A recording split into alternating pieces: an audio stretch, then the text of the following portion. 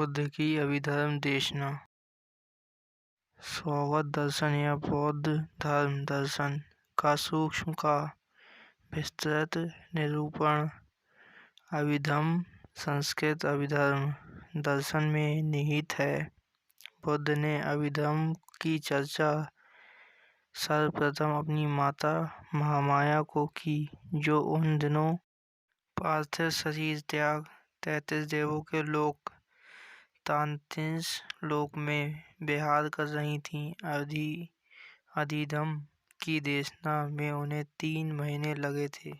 प्रत्येक दिन वे अपनी माता को गुण उपदेश देते और फिर पृथ्वी लोक में उतर अनुत्तर सरोवर में उतर सारिपुत्र संस्कृत सरिपुत्र उन्हीं देशनाओं को स्मरण योग्य छंद बुद्ध कर पुनः सुनाते। सारिपुत्र उन छंदों को 500 विशिष्ट भिक्षुओं के साथ संगायन करते थे। वे सारे ही विशिष्ट भिक्षु अहैत बने तथा अभिधम्म की गुरु शिष्य श्रुतु परंपरा का संबोधव हुआ। अर्थात बुद्ध ने सारिपुत्र को, सारिपुत्र ने भज्जी को अभिधम्म देशना दी। इस प्रकार अभिधम्म देशना भज्जी शोभित पियेजर्जी आदि से हेतु हुए। महेंद्र सम्राट अशोक के पुत्र इत्या संबल पंडित तथा भद्रनाम के माध्यम से श्रीलंका पहुंची तथा म्यांमार, थाईलैंड, कंबोडिया आदि देशों में अति गौरव को प्राप्त हुई, जहां आज भी इसका इतना आदर होता है जितना हिंदुओं के द्वारा ऋग्वेद का, मुसलमानों के द्वारा कुरान का तथा ईसाइयों के द्वारा बाइबल का।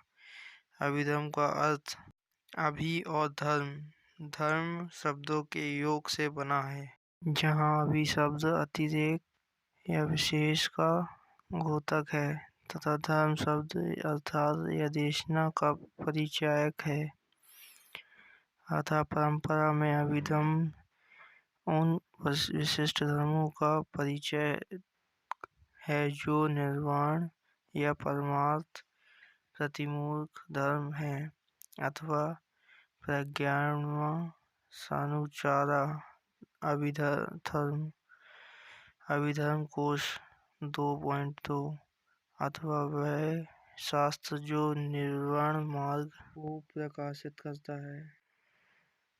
पाली परंपरा में भी उपयुक्त विवेचना की पुष्टि होती है, जहाँ बुद्ध घोष ने धम्म शब्द को साधारण देशना अर्थात सुत्त पाठक की देशनाओं के संग्रह के रूप में तथा अभिधम्म को अभिधम्म पिटक में संग्रहित विशिष्टता अतिरिक्त धम्म देशना की सूक्ष्म विश्लेषणात्मकता के संदर्भ में प्रयुक्त माना है। देखें उदयशालिनी 1.2। बिल्कुल ढीली है और ना ही इतनी कसी के जीवन की बीड़ा ही टूट जाए। बुद्ध ने तब उन्हें प्रतीच समुदाय के दर्शन की देशना दी। यह दर्शन यह दर्शाता है कि प्रत्येक सांसारिक घटना किसी अन्य घटना पर निर्भर होती है। दूसरे शब्दों में यह कहा जा सकता है कि प्रत्येक घटना की निष्पत्ति किसी नई घटना पर निर्भर है। अतः दुख अर्थात वृद्धावस्था, रोग, मृत्यु आदि का होना जन्म पर निर्भर करता है।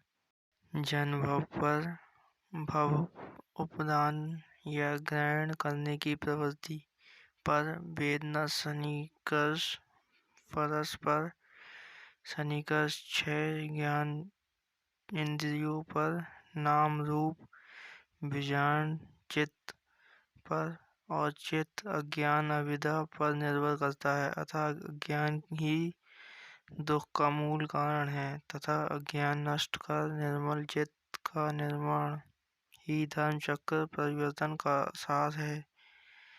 विमल चित्त का प्रादुर्भाव केवल कुशल कर्मों के अभ्यास से संभव है, जिनके मूल त्याग, अलोभ, प्रेम, संतोष और ज्ञान अमोह है। अतः बुद्ध का धर्म के जिस चक्र को चलायमान किया है, वे मूलतः त्याग, प्रेम और ज्ञान की शिक्षा देता है। यही चक्र भारतीय ध्वज पर भी अंकित है और भारत गणराज्य की त्याग, प्रेम और ज्ञान के प्रति की गई वचनबद्धता का प्रतीक है। चूंकि अशोककालीन सारनाथ के सिंह स्तंभ पर यह चक्र उत्कृष्ट गई है, इसलिए आज इस चक्र को अशोक चक्र के नाम से जाना जाता है। उपर्युक्त 4 सिंहों का स्तंभ जो चारों दिशाओं में सिंहनाद करते दिखाए गए हैं, वस्तुतः बुद्ध की उसी धर्मचक्र परिवर्तन कथा को प्रतिध्वनित करते हैं।